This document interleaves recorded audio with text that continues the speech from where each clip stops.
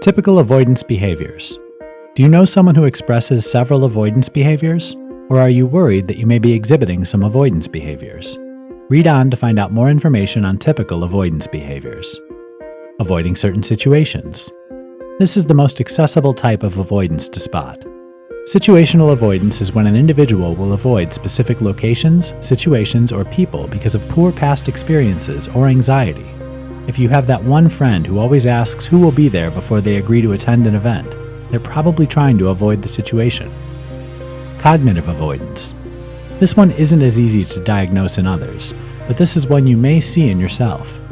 If you're experiencing cognitive avoidance, you may find yourself repressing certain memories or refusing to think of certain situations.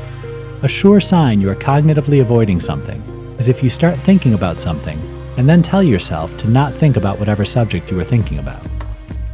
Perfectionism. Perfectionism and other compulsive behaviors, such as obsessive-compulsive disorder, can be classified as avoidance behaviors. These can manifest in several different ways for different reasons, but if you find yourself obsessing over ensuring something is done perfectly, this could be that you're trying to avoid facing or thinking about a problem or emotion. Changing the subject. This is another avoidance behavior that's easy to spot in your friends and family. If you're having a conversation and find that the person you're talking with changes the subject, this could be because they're avoiding the topic. Of course, changing the topic one time isn't necessarily avoidance.